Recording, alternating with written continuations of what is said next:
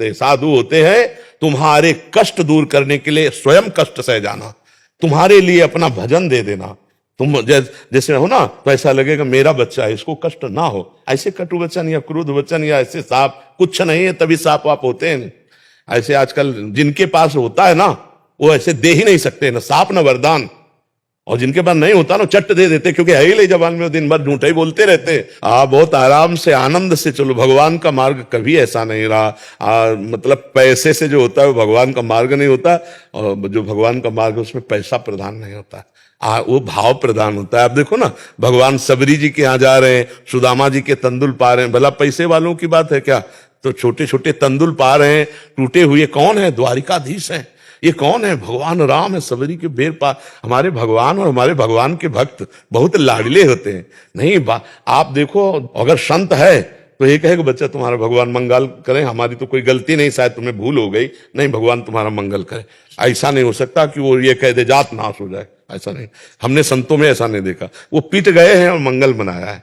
करत जे अनशहन निंदक तिनहु पे अनुग्रह करो। भगवान शंकर जब रावण ने लात मारी विभीषण पर और विभीषण जी ने हाथ जोड़कर बात की, तो भगवान शंकर कह रहे उमा संत कह यही बड़ाई मंद करत जो करे भले। अभी साधु संतों का स्वभाव नहीं जाना ना, ऐसे भेष मात्र से साधु नहीं हो जाता। जिसकी स्थिति साधुता की होती है उसे साधु कहते हैं। और डरो मत, हमसे कोई गलती भी बन जाए तो डरना नहीं, गलती भी बन जाए तो डरना नहीं। साधु हमारे माता पिता हैं, अपने माता पिता से अगर गलती, वैसे थोड़ी डरना कि हमें वो कोई सिंह है कि हमें खा जाएंगे। नहीं, अगर हमसे कोई गलती हो जाती है तो हम फिर हाथ जोड़ लेते हैं, प्रार्थना कर लेते हैं। वो भगवान के समान है संतजन, जो संत है वो भगवान के समान है, हमारे अपराधों को गिनेंगे नहीं। और जो ऐसे हैं वो मतलब एक होता है पर्दे में संत बन करके आना, और एक होता है संत होना।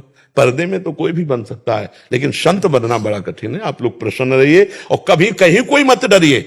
तुम्हारे घर में कोई आए मांगे हो तुम ना दो, सोचे कि वो जो कह देते हैं कि तुम्हारे अनिष्ट हो जाएगा मंगल, कुछ नहीं, ये सब कुछ नहीं। हाँ, हमारे पास श्रद्धा है तो हम आपको रोटी दाल ये दें, बिल्कुल मत डरो। ऐसे नहीं डरा जाता, ऐसे नहीं किया जाता। जो संत होंगे कभी अमंगल कर ही नहीं सकते। जो संत होंगे, आपको सच्ची बताएं, मर जाए ऐसे नहीं करेगा, रुपए के लिए नहीं करेगा। आपको हम संतों को देखा है, ऐसे नहीं कर सकता। आज तक हम जितने संतों से मिले हैं, भोजन के लिए शास्त्र आज्ञा है कि आप भिक्षा मांग सकते हो, भोजन के लिए तो बड़े बड़े परमहंस जाकर गृहस्थों से ऐसे, लेकिन रुपया ये मुझे नहीं। रुपया मांगे तो फिर मुझे कम समझ में आता है कि ऐसा शास्त्र आदेश नहीं है।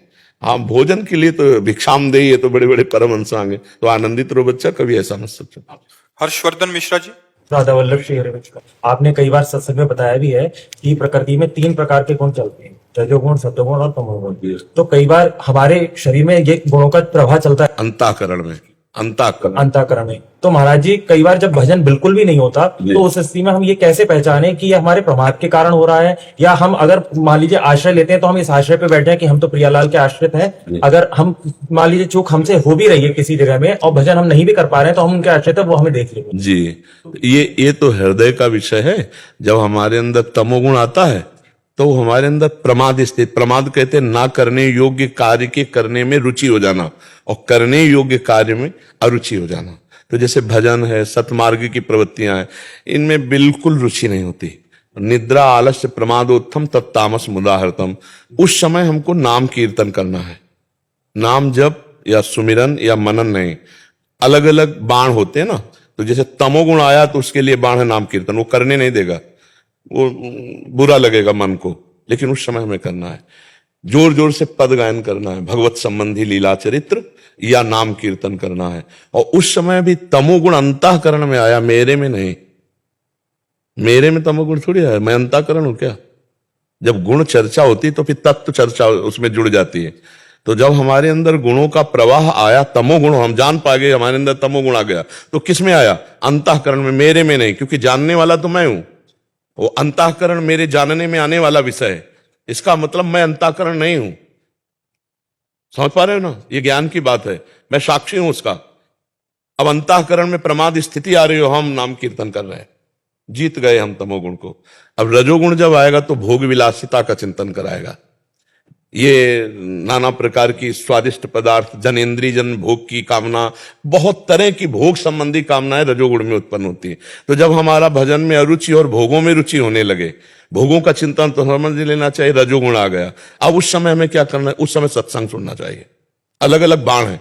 उस समय सत्संग बहुत जल्दी आपको सुधार देगा, क्योंकि भोगों में रुचि के लिए वैराग्य के कुछ सत्संग ऐसे रखने चाहिए, तत्काल लगाए वो दवा की तरह, और ध्यान से सुने, सोई विचार पवित्र होगा। रजो